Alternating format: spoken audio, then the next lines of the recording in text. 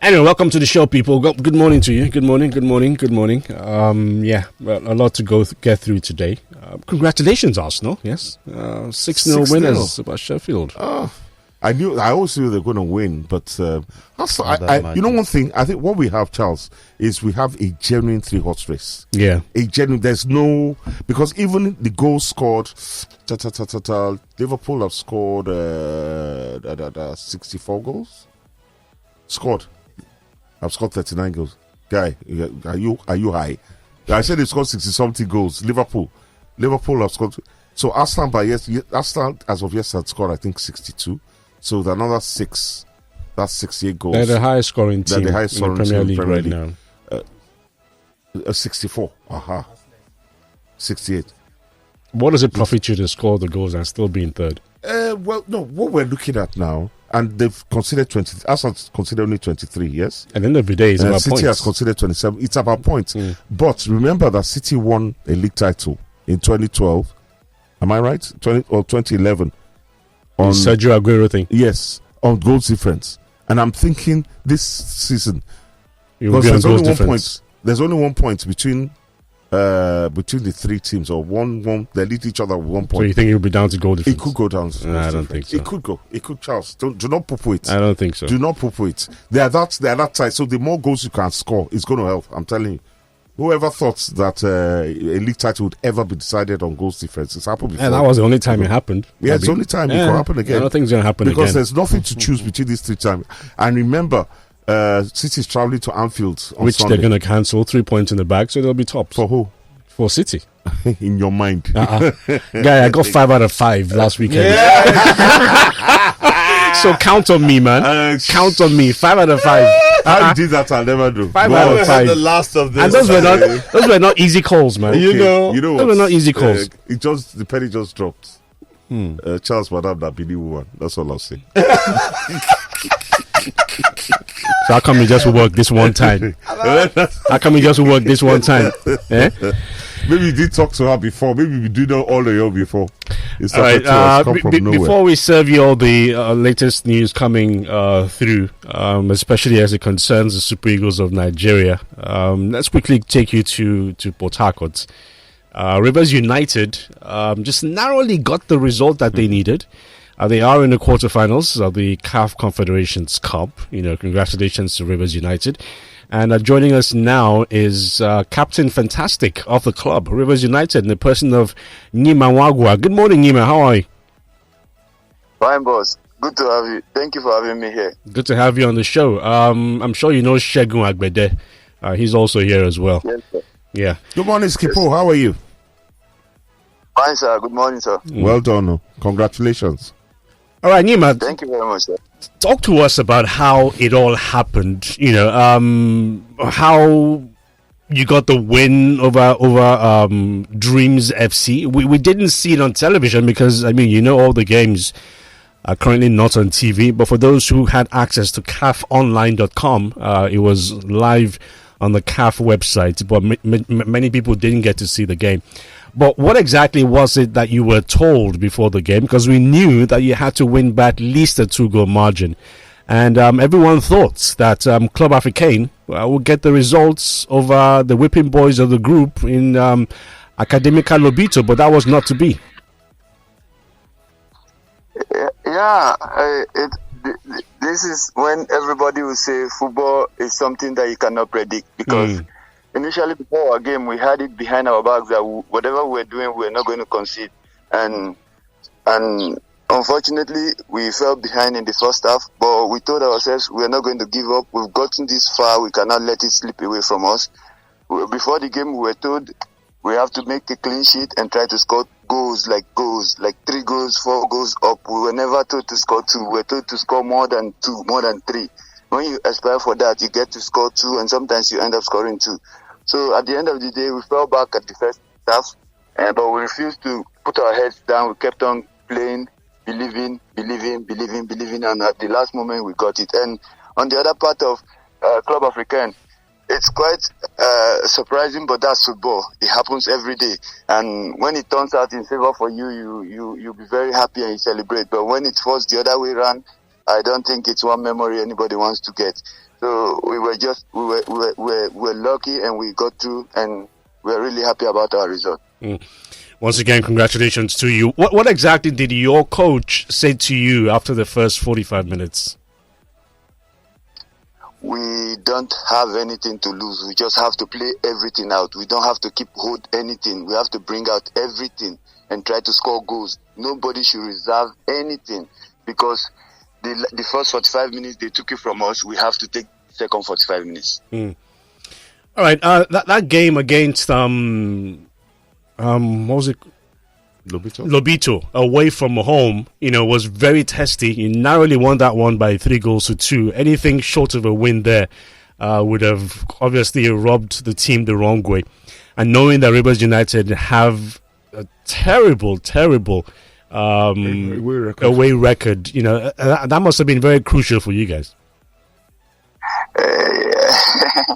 Yeah, I know with statistics this season, our record away has been something nobody will be proud of. Everything has to start at some point, and we were lucky when we needed it, we got it. And I think that story is going to be a story of the past, where they will have to write off Rivers United with away records. But I know gradually we will get that back. And on the side of Lobito, there's a very good side, and we didn't plan to concede over there also, but during the game we lost some little misunderstanding, loss of concentration, cost us some goals that we didn't want to.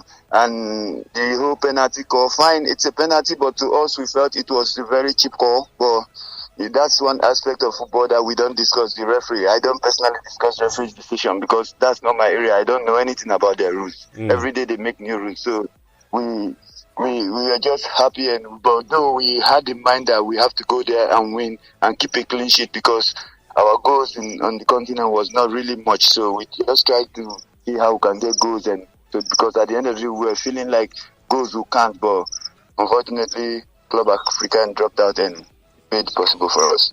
All right, so going forward, you get to play North African opposition in the quarterfinals. We're not sure which of the ones it will be. There's RS Berkane. There's also a team from Egypt as well. Against North African teams, Nigerian teams always seem to struggle.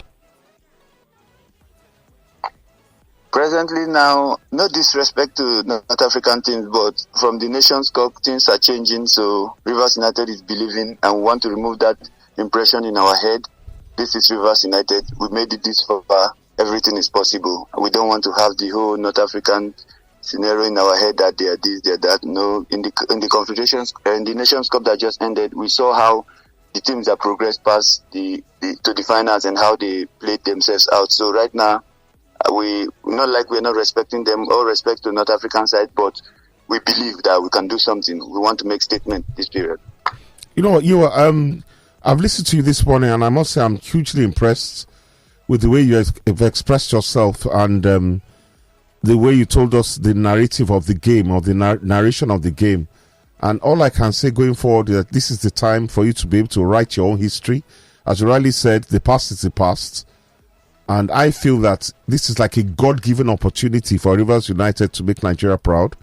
Your falling out would have cost us a place or two in next year's CAF competition. So you've already, done something well for us by getting through to knockout stages. So all I can say is, go forth and prosper. And as you rightly said, have the right mentality when you go to North Africa, wherever it is, and do us proud. Well done, boy. Well done. I'm very, very proud. In spite of conceding first, I can't imagine what you guys would have won the game first, because if you hadn't won the game, it would have been out anyway. So all I can say is well done to you guys. Very well done. Is playing in Uyo some sort of from a player's perspective, is that some sort of disadvantage for you? Would you rather go back to Port Harcourt? Yes, I will say I would rather come back to Port Harcourt, but I will not take this away from the Akwa Ibom fans. The Akwa Ibom fans have been the Uyo Stadium and Akwa United, all of them, they've been behind us. They're standing for us, and I want to use this opportunity also to thank them and thank Nigerians, because on that very day, all we needed was that 12 member to keep pushing, and they didn't let us down. They were behind us till the last minute, and it paid off at the end of the day. Then about playing away from home, there's always this one advantage you have when you're at home. Like some players tend to know every position on their own very pitch, and some places you can know where you can turn and shoot and score, all of that. But we find ourselves in a situation where we just have to turn Akwa Ibom Stadium to our fortress. All right, let's talk about you as a player. You used to be with Kano Pillars, then you made that move down south to Rivers United. What's the major difference playing for a team like Kano Pillars and Rivers United? This is a tough one, but everybody in Nigeria knows Kano Pillars is a very traditional team, and their fan base is like massive, and the support and all of that. Yeah, we also have fan base in Port Harcourt like that also, but to that level, I'll give it up to Kano Pillars. They stand with you. Their crowd is massive. They turn up for games, and it's always that extra push when you see the whole stadium filled up. And one aspect that we're still struggling in Port Harcourt here is we're still trying to make our stadium full like the way it's always full in Kano Pillars. And that's just that area. Then it's a different stuff now. I'm home now. I'm playing for Rivers United. I was raised there, and everything is here. It's a little bit different. It's a little bit different. But Kano Pillars always have my support. They know how I was when I was there. They know my ambition for them, and luckily I was able to give them an FA Cup, and I tried to give them league. I couldn't get it in 2019 in the Super 6, but I gave them my all when I was there. But now I'm here, and Rivers United is where I'm actually trying to see whether I can make another history here. All right, you finally did win the league with Rivers United. But what's your ambition as a player? I read somewhere that you dream one day of playing for Arsenal Football Club. Yes, I have a very strong passion for Arsenal. Their kind of play, and I wish to grow more than this, and I wish to play in a team where they have good touches like that. And I really want to play out of the country. I am seeing myself getting closer to living, and seeing myself getting closer to living for a higher place than Rivers United. Like where? Right now, normally every player will tell you they want to play for Arsenal. Normally myself, I want to play for Arsenal, but when it boils down on where the offer is coming from, and right now that's one thing I cannot discuss until I'm out of contract. Okay, all right. When does your contract expire with Rivers United? Oh, this is a very strong one. I'm going on air to say at the end of the season you are going to be a free player. It's something you cannot really say. I'm still under contract, and I think that's one of the questions I would dodge. Okay, let me ask you a question, that I'd really like you to answer. You spoke about the Cup of Nations, about how, the teams in the subcontinent dominated the North African teams. But let's talk about the Super Eagles. As an MPFL player, looking at the Super Eagles, do you think that there was room for MPFL players in that squad? Do you think that MPFL players are good enough to play for the Super Eagles? Yes, and one of the MPFL players won it for us, and I will not take it away from Stanley Nwabali. And no disrespect to every other player on the national team, but as far as the MPFL players are concerned, Stanley Nwabali was still an MPFL player playing in that Nations Cup. But there's always, I still see some areas where I feel like the MPFL players are supposed to be given an opportunity to come in. Ojo was there. He was on the bench. Once you're in the team, you're in the team. Playing or you're not playing, you're in the team. You have your grace. Everybody has their grace once you're in the team. But I still feel we still feel like some players were supposed to be given an opportunity to show one or two things in some games. But I don't know the criteria the coach was actually using to pick his players, but I think the MPFL players have something to offer when it comes to the national team. You recently we have one more question. Follow-up question. Would you be comfortable, like something like me, I'll be pushing for a quota system. I'm going to be pushing for a quota system in the Super Eagles. I cannot understand in a squad of 23 players. What was that squad in Nations? 25. 25. That you can't have at least 5 MPF. Would you be happy with that?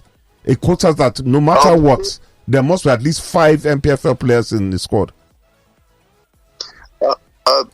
Personally, I'll be very happy if they create that area for MPFL player because at some point it felt like they don't see us. They don't see us. And after a very fantastic Super 6, I was expecting 1 or 2, 3, 4, 5. Yeah, you're right saying 5. Create that forum. Give the MPFL players hope that we have 5 slots. You have to play for this. You have to play for this. People will know that you're playing for this. You're still playing for yourself. That's the first thing as a player. You're playing for yourself. You're playing for your name. You're playing for the badge you're wearing.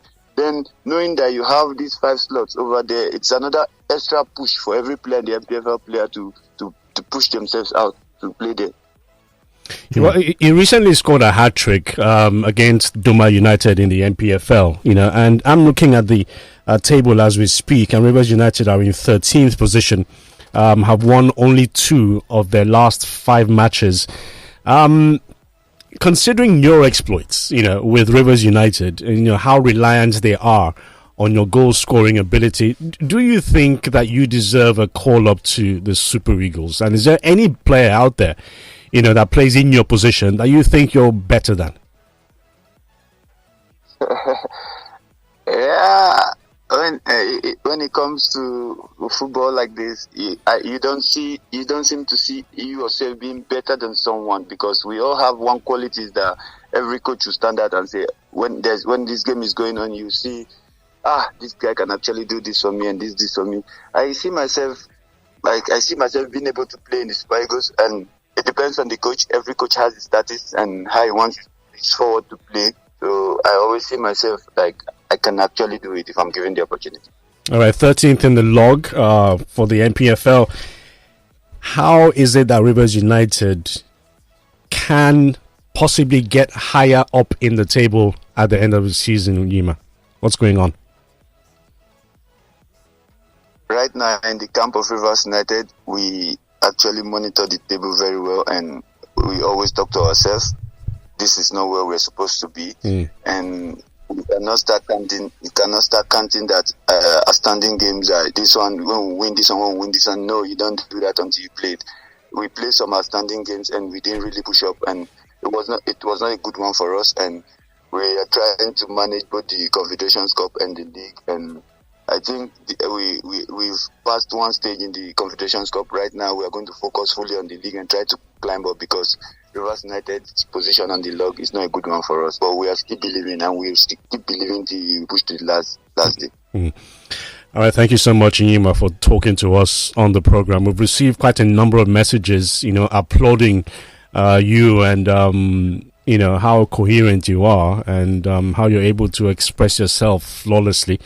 We're proud of you, Inyima. We're very well done. In fact, hold on. Let me blow one vuvuzela blast for you. That's all for you, my dear. God bless. All right, do take care, Inyima. We wish you all the best of luck. Thank you. Well done, son. Well done. You know one thing? First things first, before I forget, happy birthday, Tony Tonero. Tony's birthday today. Yes, 56 today. So, my guy, where the cake at? We can't keep on celebrating and hailing people without cake. That's a new law in this one. So, you are doing birthday, you send the needful. Dollars, I will receive it. Then we announce your birthday. But Tony Tonero, you've been one of our foundation listeners. You've been with us for the last 7-8 years. Thank you very much. Did I say for your patronage? Yeah. Okay, can I say patronage? Thank you for listening in, man. We really, really appreciate it. Happy birthday, Tony. Happy birthday. Happy birthday. You and your family. Best wishes. Everything that concerns you. May God continue to increase you in your influence and your affluence in the mighty name of Jesus. Have a wonderful day. All right. Best wishes. Okay, we'll take your messages as they come through, yes. But just to let you know that the Nigeria Olympics Committee said that Nigeria will be represented by no fewer than 358 athletes in 25 sports at the 13th African Games. The PRO of the NOC, Tony Nezianya, stated this in a statement on Monday in Lagos, and he did say that the Games would be held from the 8th of March to 23rd in Accra, Kumasi, and of course the Cape Coast as well. Cape Coast. He says Nigeria is competing in 25 sports at the event. Nigerian athletes were accredited at the delegation registration meeting conducted on the 4th of March. And according to the breakdown, Team Taekwondo, Wrestling, and Karate have the highest number of individual sports athletes, each having 14 athletes, while arm wrestling has 15 athletes. Weightlifting and badminton both have a 12-member team, while boxing has 11 pugilists, judo 10, while Scrabble has 8 members. And it's a long list, to be honest. There's also football as well, with 40. What else do we have? We have mixed martial arts with 4 representing the country, 8 for Scrabble, 16 for rugby, 10 for table tennis, and our brightest star, Aruna Quadri, is looking to make an impact at the African Games. That's one title that has eluded him, and he's hoping that he can make a difference in this edition. And yeah, so we wish them all the best of luck. The 358 athletes representing Nigeria at the African Games. We did try to reach out to the NOC, what's his name again? PRO, Tony Nezianya, but rather unfortunately we couldn't get through to him. Maybe he's in Ghana already. I do know that some of the contingent have already left for Ghana. So, but as the days go by, we'll try and reach out to him and see how the contingent is doing. Yes. Yeah, we wish them all the best. It's a hefty contingent, and this for me is they're putting themselves in the shop window for Olympic qualification. I'm sure that's going on separately anyway. And yeah, we'd like to see Aruna Quadri actually win the title that's eluded him all these years. And yeah, all African Games. Attended my first one. In fact, I think the only one I've attended was in 1973 at the National Stadium in Surulere.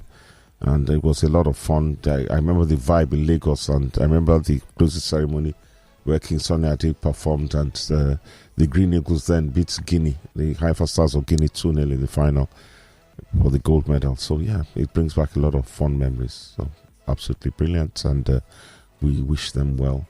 But one thing I'd like to go back to is it's what's his name? Nyima Wagwa, yeah. Lovely guy, very well spoken. And I love the honest way, very candid way. In fact, the measure of the achievement was brought home by what they went through for 5 minutes, at halftime, knowing that, man, the stuff had literally hit the fan. They considered the goal when they needed to keep a clean sheet, and fully believing that Club African was going to beat the hell out of the perennial, That's where the miracle happened. Yeah, exactly. And absolutely brilliant. So they deserve. But you make your luck. The harder you work, the luckier you get. So I don't think it'd be fair to say Rivers United, because I think Lobito showed their intentions in the home leg. Yeah, I've been working hard since 1997. You've not done too well for yourself. I've done too badly. I don't have a house in Banana Island yet. But you have a house in the mainland. Ajami, you have a house in the mainland. I want a house in Banana Island. I beat your house. Your house is solid. I want a house in Banana Island. Get it. That's what I want. Keep on working. I come Monday to Friday. Stop taking Mondays off. You get there.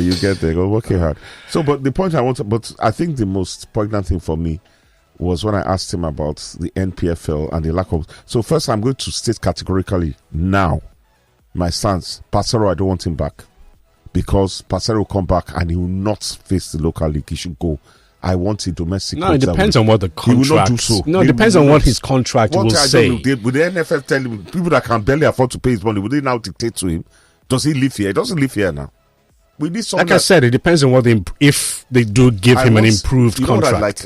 I want a Finidi George, particularly, who is Finidi George has no experience, but he's in the league. He's in the MPFL. He plays all these players, the likes of Gimma. There's no assurance that if Finidi George does get the job, that he will play local based players. There's no assurance. Then I'll go against him. There's no assurance. No, then if he doesn't, he's betraying himself and the player and the players as bringing. No, he's not betraying himself. He's betraying himself. If he does so, then what he'll be doing is picking the players that he thinks are the best.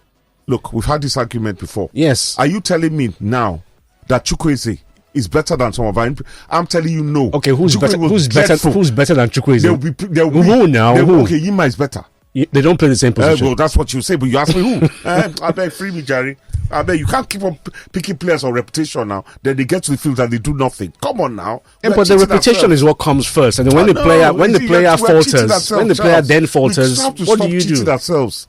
Sunday Mba. There's no assurance. Sunday Mba. Look at Wabali. Look at Wabali. Local keeper. Wabali is not a local keeper. All he needs to go to Chippa United. He's not an MPFL goalkeeper. He was just less than 24 months ago. Yeah, but he got better when he transferred. Really? Yeah. He still has those attributes. I beg you.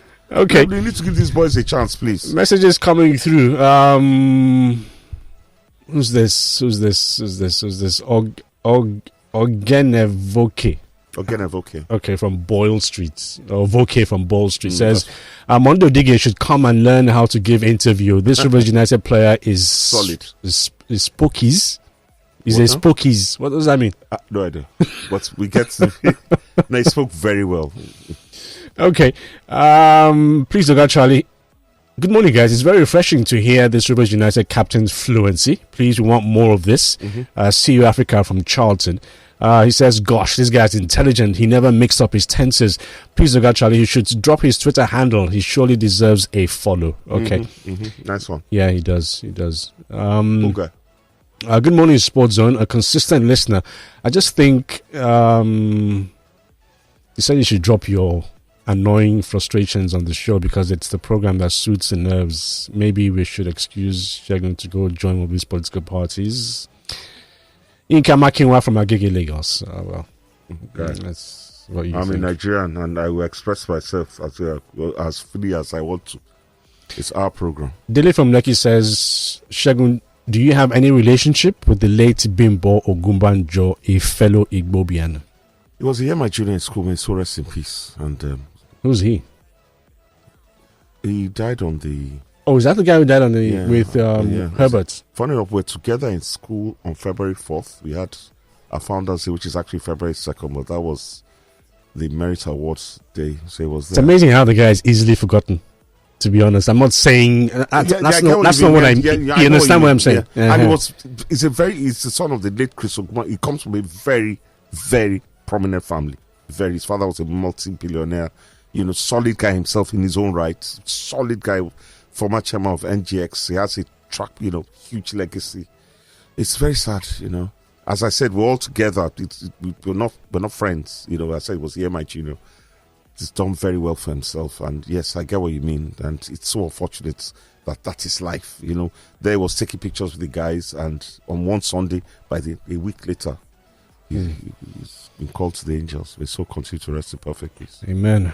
What are you people using to boost Uncle Shegun's voice on radio? It sounds heavier on radio than on TV. I watched him on Monday Night Football yesterday. It sounds softer, particularly when discussing City United game over the weekend. Maybe without depression. I was ranting and raving inside. Oh man. Okay. Our question is, how will the 4 extra Champions League group stage spots be allocated? It goes on. It's pretty long. All of the new formats. I have to go through all this. We're not going to finish here today, but my eyes actually glazed over. I'm telling you, even me with the rhythm, I'm a bit confused. Have you ever heard the American saying, "If you ain't broke, don't fix it"?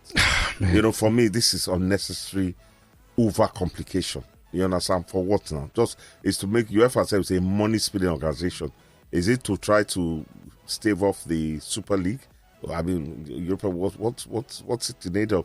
Or to make it even wider, do you risk diluting the quality of the competition?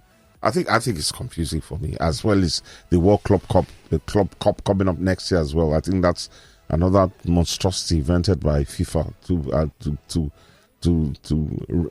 extort the punter of more money. Some of these things, yes, we're looking for innovations in the sport and all, but I think tweaking the Champions League, which has trundled along very well since '92 or whenever the Champions League was in, I think it's done well, and this new innovation to me is confusing. But hey, the only constant thing in life is change. It's change. I do agree. Maybe we will get used to it. But change just for the sake of it?